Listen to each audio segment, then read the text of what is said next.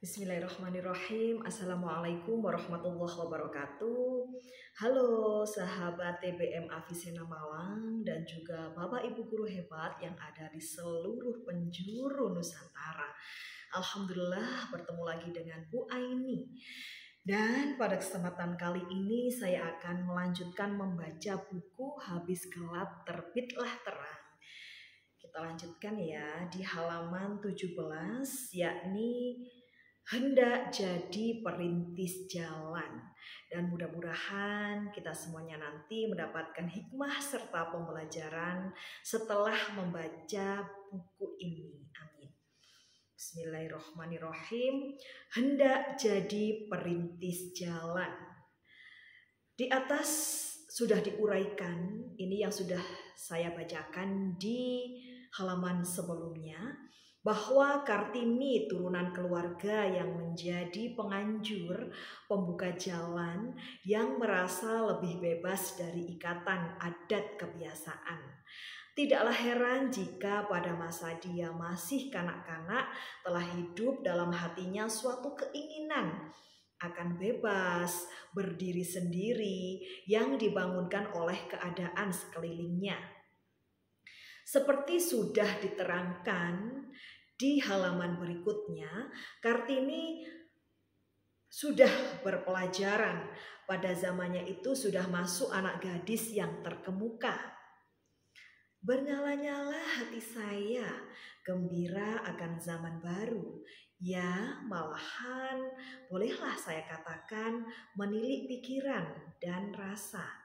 Saya tiada serasa zaman di Hindia ini, melainkan saya telah hidup di zaman saudara saya perempuan bangsa kulit putih yang giat hendak kemajuan. Di barat yang jauh itu. Dalam kurung surat kepada Nona Zihandelar 25 Mei 1899. Oleh pelajarannya itu makin terasa olehnya, matanya terbuka, apalagi oleh karena dibandingkannya dirinya dengan anak gadis Belanda, kawannya sekelas yang masih bebas, selamanya bebas, sedang dia harus terpendam dalam rumah, tiada boleh meneruskan pelajarannya. Karena matanya sudah terbuka oleh pelajarannya itu, oleh teladan dunia barat, maka bibit yang ada dalam hatinya itu, yaitu perasaan yang merasakan duka nestapa orang lain, timbullah sampai berurat, berakar, hidup subur serta dengan rindangnya. Surat kepada Nona Zihandelar 25 Mei tahun 1899. Maka terlihat olehnya semua perkara yang tiada sesuai dengan semangatnya yang menghalang-halangi dia dan sesamanya. Jadi menghalangi seluruh masyarakatnya, dalam keluarganya juga sudah menjadi suatu hal yang biasa saja mendapat pelajaran barat itu. Sudah masuk pikiran baru. Kartini sudah lebih bebas dari anak-anak gadis lain, sudah merasa tidak masuk kalangan yang lama lagi, yang dapat dipaksa kawin, yang dapat ditutup lagi dalam sangkar. Dia sudah sebagai burung yang sudah dilepaskan, sudah merasa nikmatnya bebas, kemudian dimasukkan ke dalam sangkar lagi. Diajar orang, dia bebas. Lalu dimasukkan orang, dia ke dalam terungkuk. Diajar, ia terbang. Lalu dimasukkan ke dalam sangkar. Dalam kurung surat kepada Nona Zihandelar 23 Agustus 1900. Makin terasa olehnya tidak bebasnya, makin terasa pula zalimnya hal yang demikian. Dibandingkannya dirinya dengan kawan-kawannya bangsa Belanda yang perempuan, dibandingkannya dirinya dengan kakaknya laki-laki. Sifat Kartini mudah merasakan kesakitan orang lain. Dilihatnya di sekelilingnya dengan matanya yang sudah lain pandangannya.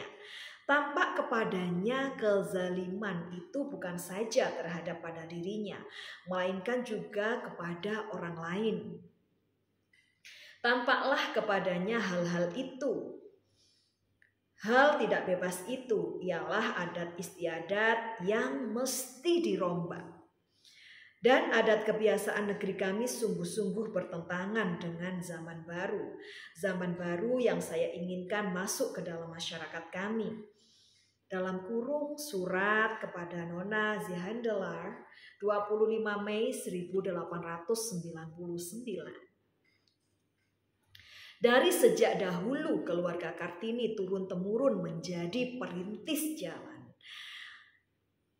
Di dalam darah dagingnya sudah ada rasa hendak menjadi perintis jalan itu. Apalagi dia turunan orang bangsawan yang selamanya berkewajiban memimpin.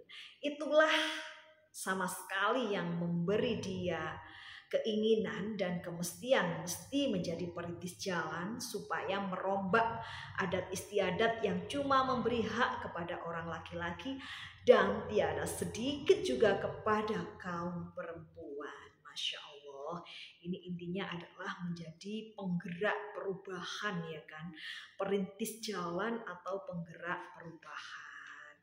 Nah, itu tadi yang sudah dibacakan oleh Bu Aini ya, hendak menjadi perintis jalan dari halaman 17 sampai halaman 19. Mudah-mudahan kita bisa memetik hikmah dan pembelajaran dari buku yang sudah saya bacakan, yakni buku Habis Gelap Terbitlah Terang. Terima kasih atas perhatiannya, dan atas kurang lebihnya saya mohon maaf. Dan saya akhiri, wassalamualaikum warahmatullahi wabarakatuh. Salam literasi.